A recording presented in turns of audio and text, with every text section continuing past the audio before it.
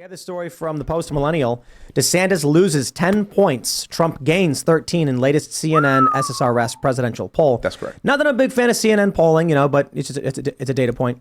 They say a new poll conducted by CNN just days before DeSantis announced that he would be formally announcing.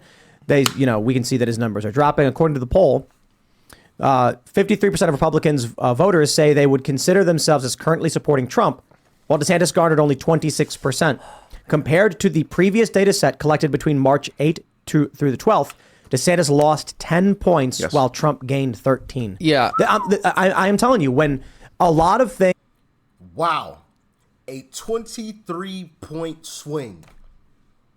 DeSantis loses 10 and Trump gains 13. Come on, man. Come on. These polls, I don't see how only 50 to 60%. I've said that time and time again, and yeah, I mean it's absolutely insane, man. But shout out to Tim Pool. Obviously, we got a Tim Pool video today. I'm sure most of you already are subscribed to Tim Pool, but if you aren't and you enjoy this clip, definitely go and subscribe to Tim Pool. All right. Things that Trump has been doing have been boosting him in the polls, and me personally, I like what he's doing. Going to Ohio. Yes. East Palestine. That was absolutely fantastic. Doing the McDonald's bid, like, I know the menu better than you guys. And then buying everybody McDonald's. And the funny thing is, you want to win the presidency, you need good policies. Yeah. But you are not selling someone. Look, let's put it this way. If you're selling a refrigerator to somebody and you knock on their door and say, my refrigerator's got 200 watts of pure power with my refrigerator. If someone else walks up and says, you want the best refrigerator you've ever seen in your life? Boom, there it is. Look at that thing, shiny and beautiful. The pizzazz, the bang. Yeah. There's a clear difference between DeSantis and Uncle Trump. For sure. Obviously, you need real policies. Yes. But Trump is he's the crazy guy. He's the loud, he's the loud man, the salesman. And DeSantis is the numbers guy. It's just, and this is important, right? Because what people are going to say is what's important is the quality of the refrigerator. Guys, we're all trying to sell the same refrigerator. The question is who's the better salesman? Yeah. No, I got to be honest. And Trump's refrigerator might be a little bit worse. Maybe. I mean, we saw Swamp Monsters. We saw John Bolton. He's mistakes. Made some bad picks. Look, I'm not saying Trump is perfect. I guess my main point with all of this is when I see a poll that says DeSantis. I disagree with Tim when he says that he thinks that Trump's fridge could be worse or will be worse. I think he said could be worse because Trump was never a politician, right? So when he was in office the first time, of course, there was going to be mistakes made. I think a lot of us might have done made some of the same decisions as Uncle Trump. Like, it's easy to say in hindsight, oh yeah, I would have done X, Y, and Z in my humble opinion. Like, it's easy to say that in hindsight. You know, how does the saying go? Hindsight is always 20/20. You always get a clear view after the situation, but while you're in it, the first time you're in it, which was his first time, you know, it's a whole lot different. There's a whole lot of smoke and mirrors going on. The establishment hated him. You know, the media was always putting him in the bad light. So he's fighting this and fighting that. And they aren't. I think a story came out that allegedly, they never told him about the balloons, right? If I remember correctly, there was a story that came out that said that there were some, spy balloons or whatever the case during his presidency, but he was never briefed on it. Allegedly. I could be completely wrong about that story, so don't hit me with no misinformation. But I feel like I do remember coming across something like that. If anybody else has, let me know in the comment section. But, so I think his second term in will be a completely different story.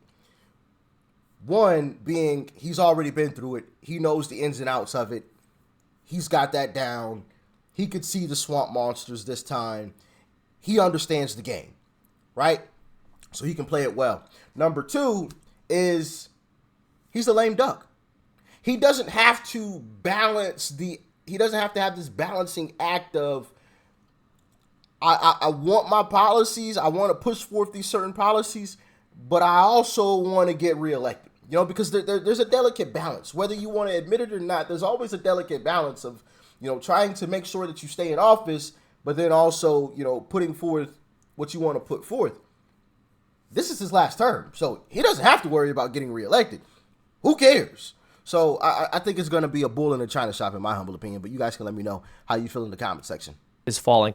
I don't regard this with joy. This doesn't make me happy. It's not like when Trump was crushing Jeb Bush or these other politicians who I really dislike. It's not enjoyable for me because I do like DeSantis. I don't think this rivalry is good for the Republican Party. I think it's bad for the conservative movement. But that's why DeSantis should have sat on the sidelines so it never happened. I'd be lying if I sat here and said DeSantis is just as charismatic and Trump and just as capable of exciting people, because it's not true. Let's do the analogy this way. You've got roommates or family members, and we've all got to agree on which refrigerator we're going to get. Yeah. And you got Ron DeSantis, Trump, and Joe Biden. Joe Biden's refrigerator is like from the 60s. It's broken completely. And he can't even tell you what's going on. Come on, man. He's just like, I got Harry. When you have questions, he directs you to Kamala Harris. It's just and you're like, I don't know what this is. And then Ron is giving you this very, very straightforward, quiet, low pitch. And then Trump is giving you this loud, boisterous, we're going to have the best refrigerator, mark my words. And everyone's like, yeah. I'm screaming. I want that one. Yeah, well, but hold on. And there's an important point here, which is someone could hear that analogy and still think, I would choose the better fridge and not the better salesman. You would. Okay, that's true. You would. But this isn't a question of us picking a fridge for our house. This is a question of us picking a refrigerator salesman to sell the fridge to the entire country. Collectively, by the way. Exactly. Collectively. What are people going to buy? Like, what are people going to buy? And I think part of the criticism of Trump is always, he's not dignified, he's not presidential enough. But I think that's why people relate to him. He doesn't fit a mold. He's exciting. He's funny. He's relatable. In the same way that JFK was sort of this young, like breath of fresh air to his era, and he drew so many people. I think people are drawn to Trump because he represents strength and not having to conform with the kind of stodgy Republican Party of the past. I think people like that change of pace, knowing that you can send him to talk to Vladimir Putin. You can send him out into the world. He will make, he's not 100% perfect all the time, but he does come through on a lot of his promises, and that's what people want. I'll tell you the most important point. Ron DeSantis' accomplishments are bolstered by a Republican legislature that sends him the bills that he can sign. And if he goes to the presidency, unless the Republicans win every branch, he won't have that. What we need, and what I think we need to be able to rely on, is not policy, but executive action. Firing bureaucrats. Agreed. Getting rid of the deep state. Yeah. Criminal on day one. On day one. On day one, by the way. Immediately. I feel confident that my best path towards that is Donald Trump. Uncle Trump. Exactly. Ron DeSantis can come out and say policy, policy, policy. And I'll say, how are you going to get any of those policies done with Democrats? That's right. Obstructing. Unless, of course, in 2024, Republicans win both houses, both chambers. Which we have a shot at. Absolutely. If that's the case, well, then policy matters. But if we're talking about the best. Could you imagine in 2024, Republicans win the House and the Senate, and we have Uncle Trump in office? Bro, listen. When I tell y'all I will be getting arrested that day, I'm getting arrested that day. I might just go streaking down the block, Not really, but I'm doing something crazy, okay? I'm doing something crazy. Oh my goodness. Man, talk about an American dream. House, Senate, Trump in office. You got executive actions, plus you got the policy. Oh man, that's chef's kiss. Beautiful. You know what I mean? Goodness gracious, we got to make that happen. We got to make that a reality. Get the schools back right. Get this country back in the right direction. Drill, baby. Get the prices back. Oh man, beautiful. And Democrats wouldn't be able to refute it because you would see it. Prices would start coming down all over the place. I'll have like a whole fireworks show that day. Fireworks aren't even allowed. You know what I'm saying? It's not even the 4th of July, but I'm lighting off some red, white, and blue joints. Just the whole night, just lighting up the sky. Oh man, that would be wonderful. Best path forward. It's going to be, we hedge our bets. We want the best case scenario, and that is Trump may not have the best policies because Ron DeSantis really does have a great list of policies. But Trump's that's pretty also good, though. He's pretty good. He's good. And going foreign into policy it, is the best. He's the best we've ever seen. Right. But Ron DeSantis, his policies are actually the Florida state legislature. It's not just him. So we don't know what we're going to get with the President DeSantis. So my point is, you want policies? Vote for Congress, vote Republicans into Congress and the Senate, make sure they win there, and then Trump signs whatever they give him. Right.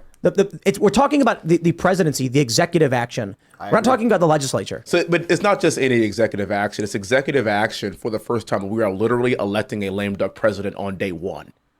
Oh, man.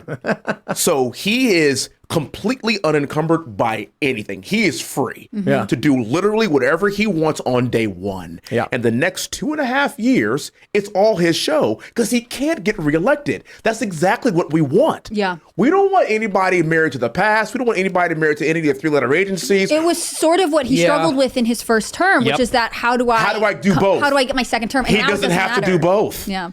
And that's exactly what the country wants. It's Exactly Trump what the unleashed. country needs. Exactly. Yeah. I think that's possibly what happened with the what's the nickname? The Summer of Love. You know, the whole George situation and all of that. I think that's possibly what happened with that, in my humble opinion. But y'all can let me know how you feel. I think there was like a balancing act of how much do I allow? Do I crack down?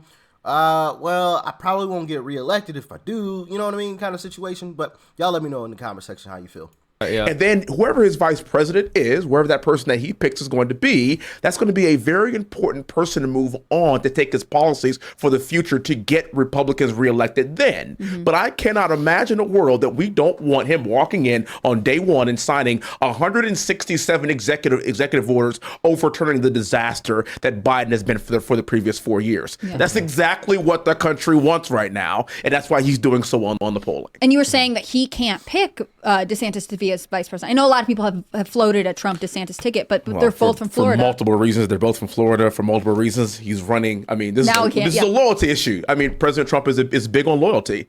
And this level of disloyalty really takes him out of that competition. And also both being from Florida, and we need every single electoral college vote going into 2024 as possible. So, so who do you think he's going to pick? Who would Trump pick to be his VP? Do not tell President Donald John Trump what to do. But if you... That's an interesting thought. I never really thought about it from that perspective. I mean, now I wouldn't pick DeSantis anyway. At this point, since DeSantis announced that he's running, I thought that was completely foolish and backstabbing.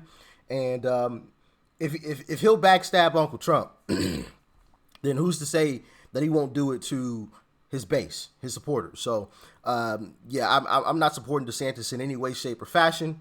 And yeah, y'all, most of y'all know how I feel about that situation. I won't be supporting DeSantis in 28 after he loses in 24. I will never support the guy ever again. That's just my humble opinion on it. Maybe I'm a bit extreme. Y'all can let me know in the comment section. Maybe I'm foolish. I don't know. Y'all talk to me. But I would rather have, Larry Elder or Candace Owens or Tim Scott or Byron Donalds. How about Byron? I'd take any of those people in 2028, in my humble opinion. But that's just me. But yeah, that's interesting. I never really thought about, getting someone from a different state to be your vice. Nobody tells him what to do. But if you could make a suggestion, who would be your pick for VP? Today, I had a few ideas a few months ago, and today, I actually have no idea. The issue that we have to take into account too is, you are absolutely right. We were talking earlier about the general election, and we're talking about suburban women and how we're going to lose a lot of them kind of no matter what, for a sundry of different reasons. What I like looking at and focusing on is the growth that we have seen in the Black community, specifically Black men. Yeah. I put a clip up a couple of days ago about Ice Cube, and I'm talking. Look at me. I'm here. A couple years ago, wouldn't have been able to say that. I mean, literally 2 years ago, couldn't say that. My journey from Democrat to Republican, well, I guess, according to folks that, I hang around from time to time, they always knew I was Republican. I was just the only one that didn't know, which is a crazy situation. But my journey has been documented. I've documented the whole thing. So yeah, I'm living proof of black men saying no. We're out of here. Ice Cube, like Mr. NWA, like Cube, literally railing on the Democrat Party and saying that Democrats have been in charge for the past 40 years and they have done absolutely nothing for the black community in the last 40 years. And then I saw some other polling that had Joe Biden down 40 points amongst black men. Wow. I want to point to 2020, a couple of years ago. President Trump got the highest percentage of votes for black men in modern history for a Republican at 18.7%. If he is able to ascertain 25% or more, those suburban white women that we may not pick up will be supplemented by black men that do and will vote for President Trump moving forward. And when I see Cube leaving, I'm like, this is getting very interesting. Yeah. Well, and obviously, if black men are choosing Trump, these liberal women, they're racist. Oh! Unless they do. They need to listen to the voice of the marginalized Voices of communities. people. You have to True. listen to people of color, their lived experience. So- Right, Yeah, right. exactly. It's to tell us what to do and how to think. Are you hinting that Tim Scott from South Carolina is the best choice for VP? Yeah, I think he would have I think he has a fair shot. Okay. I think, again, Tim. anybody that's not from Florida, we'll have to see kind of who shakes out. But literally, I'm not going to even begin. You don't even want to guess. I can't. I literally can't guess. I think that's going to be solely up to President Trump, and I think he's going to pick a great person. He'll pick the right person. And again, a few months ago, I absolutely would have guessed. But then now you're seeing people running against him, and I don't know how he is going to handle that in the long run. Yeah, it'll be But interesting. Again, that's why I always lit it with two. Like, you don't tell him what to do. I mean, let's just be honest. I like Tim Scott. Actually, I think he just hinted at Tim Scott. Because if you listen to what he just said, he said, a couple of months ago, I would have guessed. But now, some people have started to run against him, and I don't know how he'll take that. Well, who's the other person that recently announced that they were running for president? Tim Scott. I think that's where he was leaning before. It was Tim. Interesting. And I don't think that would be a bad move, because obviously Tim is black. So he's got one of the woke stones that the left always likes to rag on. Even though people on The View try to rag on him anyway, it'll highlight the hypocrisy. It'll put them in a very weird predicament where they can't go too far because he is black, but they will try, right? They will try. Or maybe, and I don't know, I'm trying to think of like a black woman. Candace Owens, I don't know. And this is hold on. Before I say what I'm about to say, this is no slight towards this individual. I think this individual is a wonderful person. I would love to see this person in office eventually. Okay, I don't want anybody to take this and run with it. Oh my goodness, this no. That's not what I mean by this. I'm not trying to start any drama or throw any shade this person's direction, okay? I want to make that 100% clear. Love this person. Think they're a great individual. I've never met them personally, but just from what I've seen.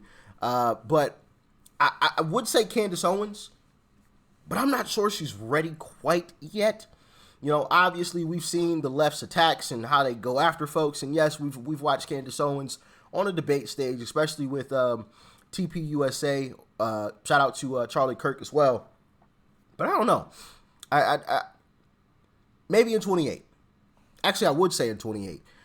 She should be ready to go in 28. But I don't know. What do you guys think? Do you guys think Candace Owens would be ready for the big stage as vice president? Let me know. I don't know quite yet. I don't know about quite yet. She's close, very very close, and I think she'd do a wonderful job in 28. But I also would say Tulsi, but I don't know how much that pulls from the left. I don't know. What are you guys thinking? Let me know. He's a good guy. Yeah, and I think we talked about so much before the show, but one of the points was it won't be DeSantis because he wants an advantage in another state. So any other person, And Kristi Scott's Noem, announcement video had much more power. I mean, you're saying that Yeah. DeSantis came off confused and sort of timid and Tired. That's not the case with what Tim Scott. It is was putting not out the right case. now. Well, I'd also like to ask something, just pertaining to what you said a moment ago. Did you say that Trump got a historic percentage of the black vote in 2016 or 2020? That was, I think it was 2020, if I'm not mistaken. 2020. Okay. Yeah. Okay. And was Yeah, that? this I'm last curious. one, Was that up? 18.7 Was that up from 2016? Yes, it was Or up from down? 2016, Okay. and I'm talking specifically about black men. Black men. 18.7% of black men, and I Wow. found that to be such a fascinating stat because that's literally how we make up the difference. I'm convinced of that at this point. I think Wall Street Journal ran a story saying that if the Democrats dip below 80% of the black vote, they can't win. It's actually mathematically impossible. yeah, that's It's crazy. mathematic because that's their base. Literally, that's their base. But even it's- just 21% Republicans just win. that's it. Yeah. That's it. And that's why if you look at what happened Whoa, wait, when hold- Biden. Oh, I'm sorry. I'm so sorry to interrupt. I just read a piece of information that shocked me. You said if it goes below 80%, the Democrats can't win because 80% of black men supported Joe Biden, which was down from Hillary at 82%. You got So it. it looks like But that's you're just men. probably right. They are really approaching that. It's trending. And by the way, he's doing abysmally. Joe Biden right now is doing abysmally bad amongst black men today. And I think I can understand why. it's a bunch of reasons why. I mean, it's always inflation. It's always the economy. When I'm in a barbershop, man, it's absolutely hilarious to listen to people that were before like, I can't stand Trump, and now they're like, actually, Trump. I kind of really wish I had Kind that of saying back. some interesting stuff now. It's really interesting, and it's a change. Imagine you have to raise the price of every head that you cut, and then that eats into your gas money. Gas money's up, inflation is up, and then fewer people come get their hair cut because it's more expensive. And now they're looking around, they're like, just get me back to the way it was when President Trump was here. Yeah. Well, it's also wild to see how quickly this dropped. The figures I'm having here showed that black men voted for Obama at a rate of about 95%. By the time it was on to Hillary Clinton, it was 82%. got it. I got to say, the fact that fewer black men voted for Biden than Hillary, You're nailing it. like what appeal? I could sort of understand, like, Biden was with the Obama campaign, so there's an identity politics angle there, and black little people bit. do tend to vote Democrat for sure. Overwhelmingly but for the past Hillary, 60 years. like, who genuinely feels that Hillary Clinton cares about the black community? It's shocking me that anyone in America does. Well, because she doesn't, and quite frankly, neither does Joe Biden.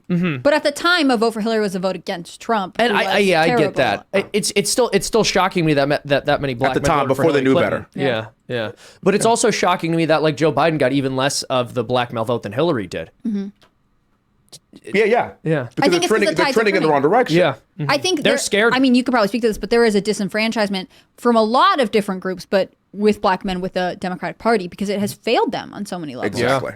Exactly. And it's always the economy. And I was talking to, this is really funny, actually. I was talking to a buddy of mine. He's from Atlanta, and he's absolutely going to vote for President Trump here in 2024. And he said, it'll be the first time I vote Republican, but I voted for Trump. He started a company. He's doing well.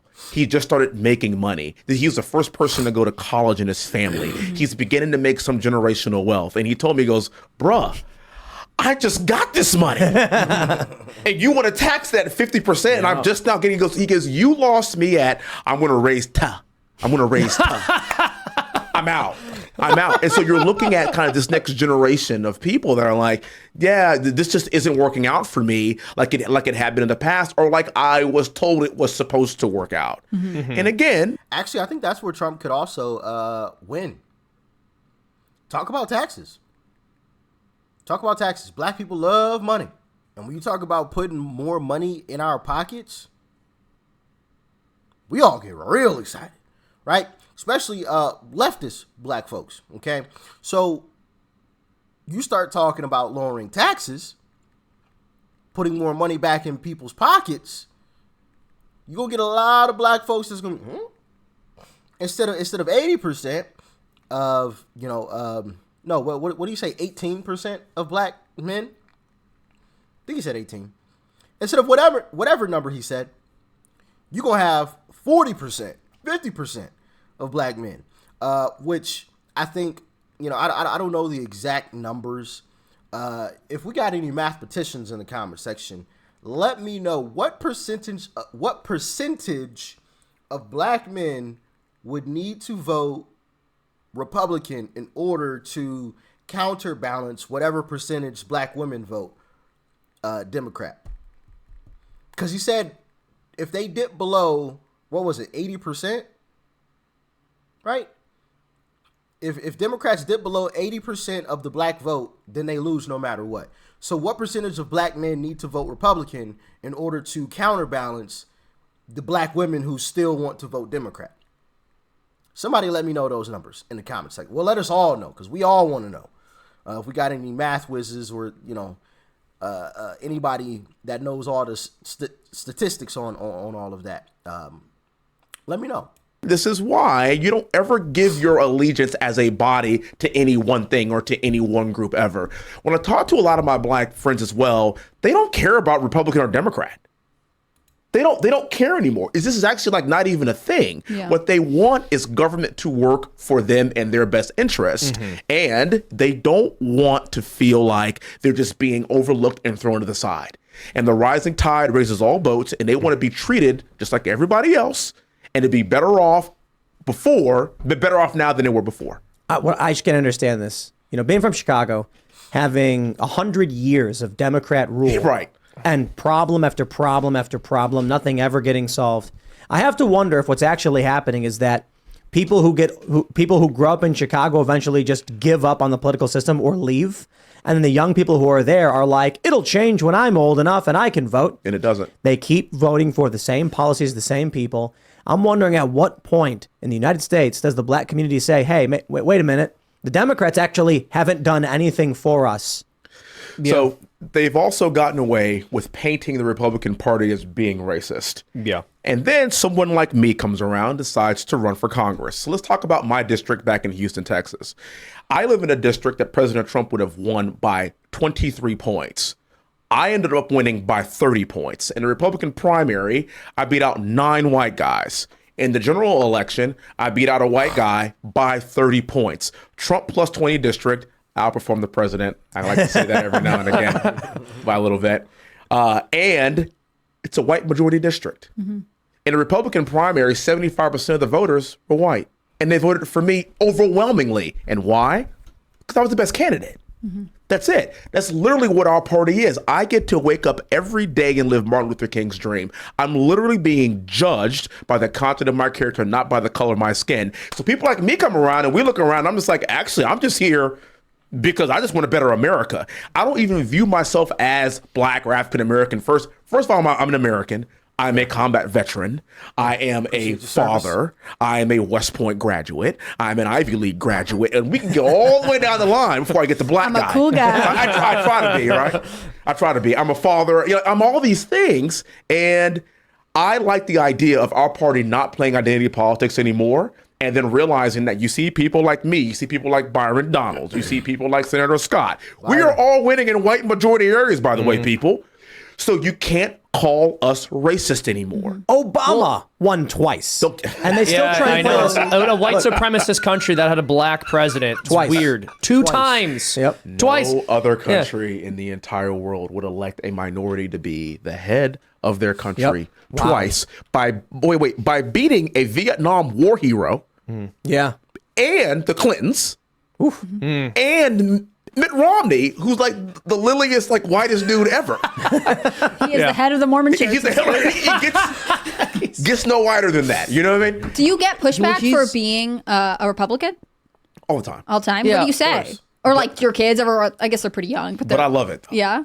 I love It it. fuels you like the conflict. Oh, I love it because I'm antithetical to the person that I'm supposed to be. Yeah. They look at somebody like me, they automatically assume that I'm a Democrat, and they don't ask any questions about my background or anything like that. And then if you actually heard my background, you knew where I came from. You come from a military family, grew up in the church, you find out very quickly, why would this guy be a Democrat? No, There's exactly. nothing Except wrong. they're But this is- stereotyping you by the color by the of your way I skin. look. So, but this is And a very, Democrats do that, not Republicans. this is a very real thing.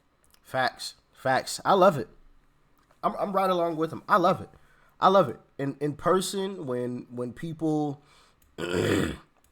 because for me personally, I don't tell people that I have a YouTube channel, right? That's just been one of my things.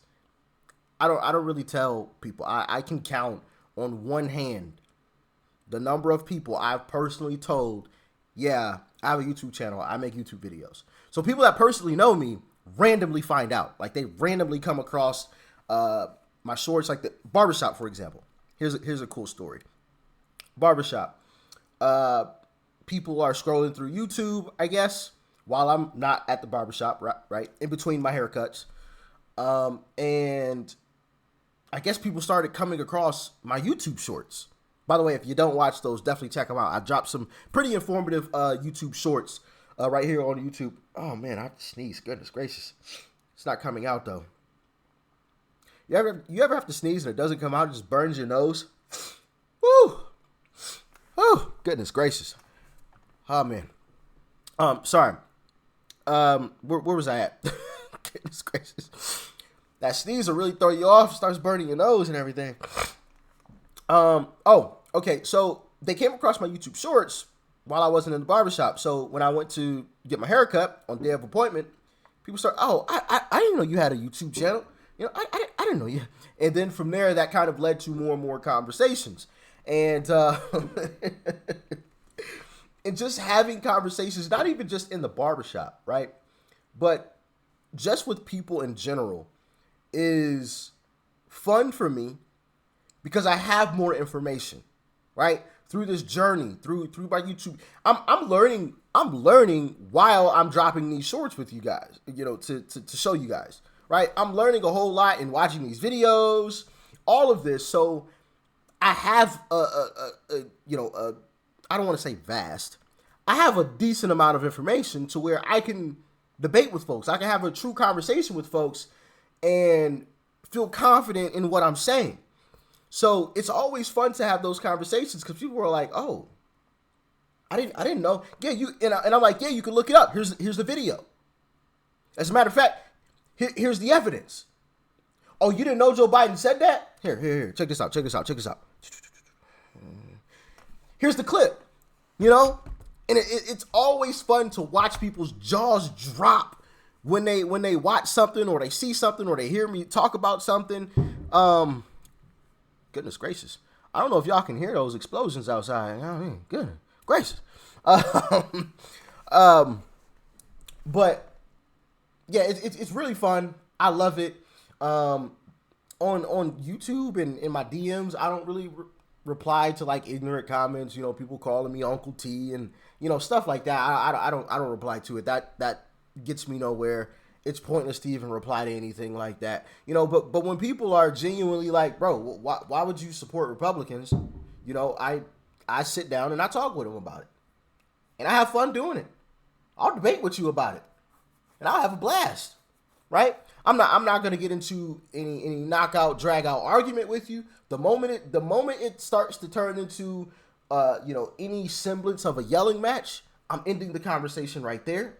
That's my rule, and I refuse to let that slide. The moment anybody starts to raise their voice, conversation over with, I'm walking away. I'm exiting the situation. It doesn't need to turn into something that it shouldn't be, and I think that's the best method, in my humble opinion, and I've done well with it so far. So, yeah, interesting conversation from Tim Pool. Obviously, this wasn't the entire video. As you can see there at the bottom of the screen, there's still another half of the video left. But if you guys enjoyed this clip so far, definitely go subscribe to Tim Pool. He's got some amazing content over there. He has some amazing guests from time to time. Obviously, like we just witnessed here, some wonderful information that is very thought-provoking. If the Democrats dip below 80% black support, statistically, they can't win. And I know, I'm going to get that one comment where the person says, well, it matters who's doing the counting. Well, why don't we all make sure that we volunteer to work in these locations? I'm just saying. I'm about action. I'm about that action, boss. Okay? I'm about that action. I don't want to do a whole bunch of talking. Let's get action behind our words. Words mean nothing. You can tell me all day long about something. If it doesn't happen, it doesn't matter. Hey, yo, Rich, I'm gonna donate $100. I'm gonna send you a care package of $100. Well, okay. Thank you. I appreciate it. Sounds good. But until you do it, means absolutely nothing to me, right? It's the same thing when people complain, okay? So before I see that one comment, I wanted to address that, all right? But as always, appreciate you guys tuning in. Y'all stay safe out there. Peace and love. I'm out. And check out that video right over there. Click that video next. Peace.